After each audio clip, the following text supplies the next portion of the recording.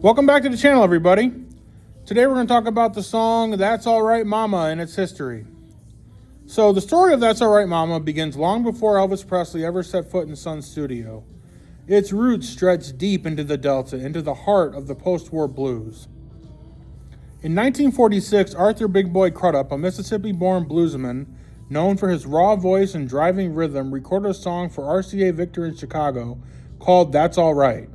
Crudup's music, like much of the blues tradition, drew from a well of shared verses, phrases, and feelings passed down to generations of African-American musicians.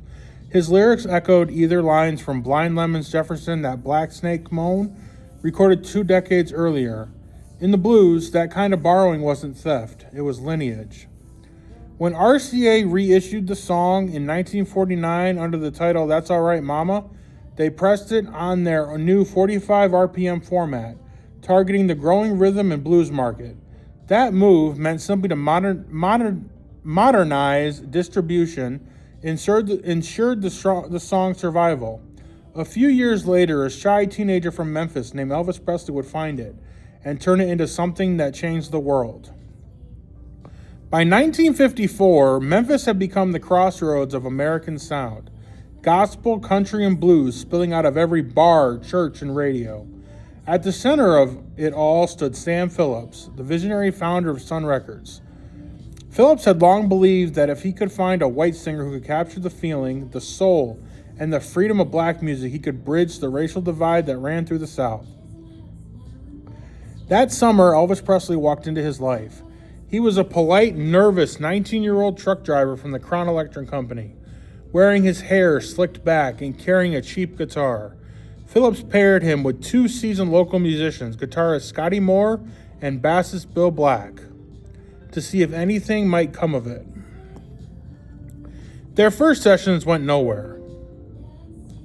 Elvis tried ballads, pop tunes, even a country waltz or two. Nothing clicked. But late one night, during a break between takes, something unexpected happened.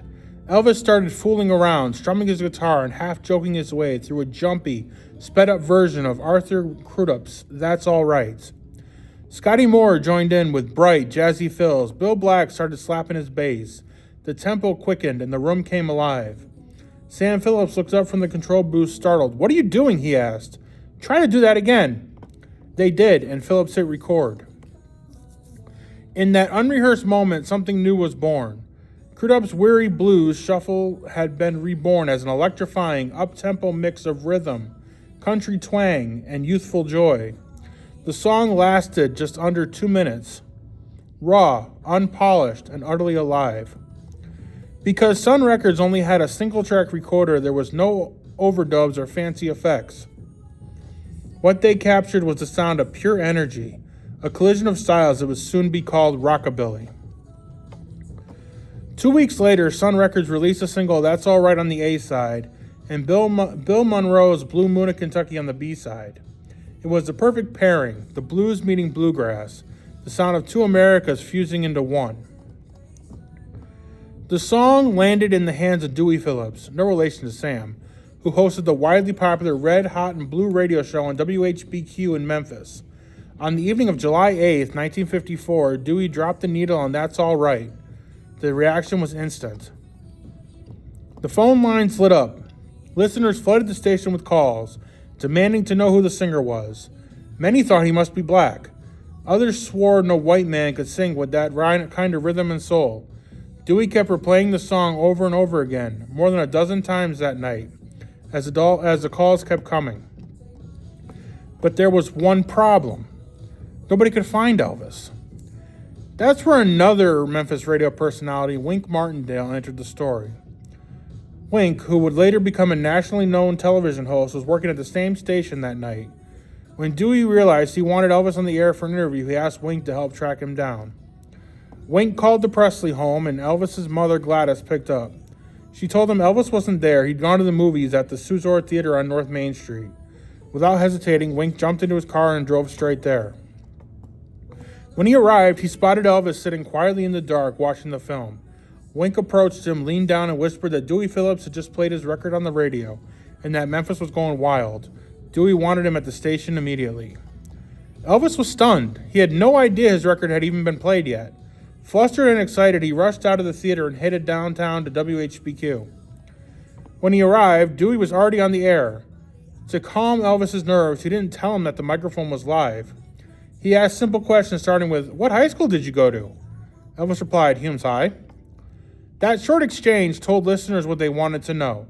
Elvis Presley was white, but by then it didn't matter. The sound had already spoken for itself. Memphis had heard something new, something no one could quite define, and the lines that separated musical worlds had just begun to blur. That night, as Wink Martindale later recalled, there was a feeling in the air that something extraordinary had just happened. A local boy's first record had set the city buzzing. By the next morning, word was spreading across the South. The fuse had been lit. The difference between Crudup's original and Presley's reimagining was more than just speed or instrumentation. Crudup's version, slow and steady, was pure blues. A lament backed by electric guitar and walking bass, running nearly 3 minutes. Elvis's take was faster, lighter, propelled by rhythm and slap bass, and infused with country brightness. What Crudup sang as a weary man's plea, Elvis delivered as a playful burst of freedom. That contrast between sorrow and joy, between endurance and exuberance, captured something essential about post-war America. Presley's version was not a cover so much as a transformation, a blending of worlds that made the song both familiar and brand new. But while Elvis's record was the beginning of a cultural revolution, Arthur Crudup's story was one of painful neglect. Despite being credited as a songwriter, Crudup received little to no royalties for his work. He later said he'd been cheated out of every dollar owed to him. By the 1960s, he had left music altogether, returning to manual labor to support his family. In 1971, Downbeat magazine estimated that Crudup was owed more than $250,000 in unpaid royalties, the equivalent of over $2 million today. Even when the American Guild of Authors and Composers tried to help him recover his earnings, he received only a few $1,000s. A promised settlement of $60,000 never materialized. Crudup lived out his final years poor, despite being one of the men who laid the very foundation of rock and roll.